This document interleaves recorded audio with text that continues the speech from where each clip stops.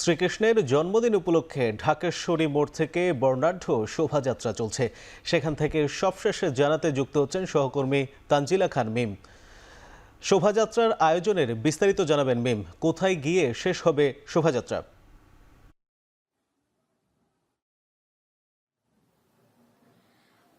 শ্রীকৃষ্ণের জন্মদিন আজ, আর তাই তো এই জন্মতিথিতে পালিত উৎসবকেই বলা হয় কৃষ্ণ জন্মাষ্টমী।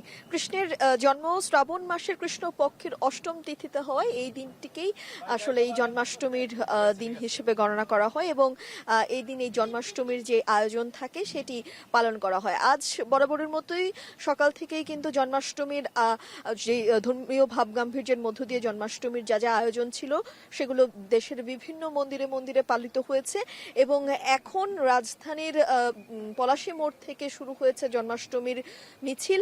আর সেই মিছিল কিন্তু এখন সেই পলাশী বাজার থেকে জগন্নাথ হল এবং জগন্নাথ হলের থেকে দোয়েল চত্বর, কেন্দ্রীয় শহীদ মিনার অভিমুখে ছিল কিছুক্ষণ, তারপর সেখান থেকে দোয়েল চত্বরে রয়েছে, এখন অবস্থান করছে এবং সেই মিছিলটা এখন যাচ্ছে হাইকোর্টের দিকে। এরপর বঙ্গবাজার হয়ে ঢাকা দক্ষিণ সিটি কর্পোরেশন ভবন থেকে গোলাপ শাহ মাজার, এরপর সেখান থেকে গুলিস্তান মোড়, তারপর নবাবপুর রোড এবং এরপর রায় সাহেব বাজার মোড় হয়ে বাহাদুর শাহ পার্কে এই মিছিলটি শেষ হবে। দীর্ঘ একটি মিছিল আপনি দেখতে পাচ্ছেন এবং এই মিছিলে অসংখ্য সনাতন ধর্মাবলম্বীরা অংশগ্রহণ করেছে। সেই মিছিলটি নিয়ে তারা দীর্ঘ পথ যাত্রা করছেন এবং এই যাত্রার মধ্য দিয়ে তারা যেটি বলছেন যে তাদের যে এক ধরনের আনন্দ এই জন্মাষ্টমী পালনে, সেই আনন্দ তারা পেয়ে থাকেন।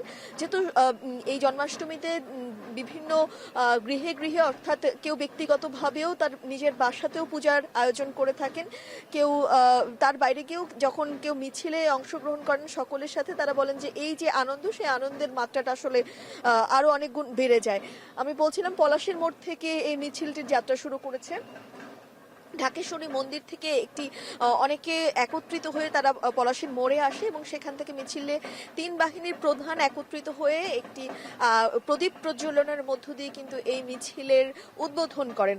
আর সেখানে তিন বাহিনী প্রধানই বক্তব্য রেখেছেন এবং সকলেই কিন্তু বলেছেন যে আসলে এই যে বাংলাদেশ, এই বাংলাদেশ আসলে শান্তি ও সম্প্রীতির একটি দেশ। এখানে সকল ধরনের ভেদাভেদ ভুলে সকল ধর্ম বর্ণ নির্বিশেষে হিন্দু মুসলমান পাহাড়ি আদিবাসী সকলে একসঙ্গে বসবাস করবেন এবং সকলের এই যে ধর্মীয় এক একটি উৎসব, সেই এক একটি উৎসব সকলেই যেন নির্বিঘ্নে পালন করতে পারেন, তার জন্য কিন্তু সকলেই তারা সহযোগিতা করবেন এবং দেশের নাগরিক হিসেবে কেউ যদি সেই সহযোগিতা বিশেষভাবে তাদের কাছে চান কিংবা কেউ যদি নিরাপত্তাহীনতায় ভোগেন, সেই জায়গাগুলোতেও তারা সর্বাত্মক সহযোগিতা করার জন্য বদ্ধপরিকর রয়েছেন, সেটি তারা আসলে আশ্বাস দিয়েছেন আজকের এখানে অনুষ্ঠানে যারা মিছিলে অংশ নেওয়ার জন্য উপস্থিত হয়েছিলেন তারা। এবং বিমানবাহীর প্রধান, আমি যদি একটু আলাদা আলাদা করে বলি, তিনি কিন্তু বলেছেন যে আমরা ধর্ম নিয়ে কখনোই আসলে ভেদাভেদ করিনি এবং এই যে জন্মাষ্টমী কিংবা শারদীয় দুর্গোৎসব, এগুলো আসলে কখনোই ধর্মীয় ও একটি অনুষ্ঠান নয়, বরং এটি একটি মানবতা প্রচারের বার্তা বলে তিনি উল্লেখ করেছেন।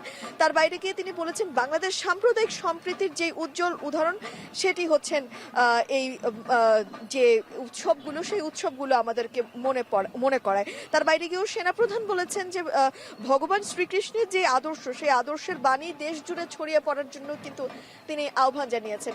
এখন পর্যন্ত এই ছিল আমার কাছে সর্বশেষ। শ্রীকৃষ্ণের জন্মদিন উপলক্ষে বর্ণাঢ্য র্যালির সবশেষ জানাচ্ছিলেন সহকর্মী তানজিলা খান মিম।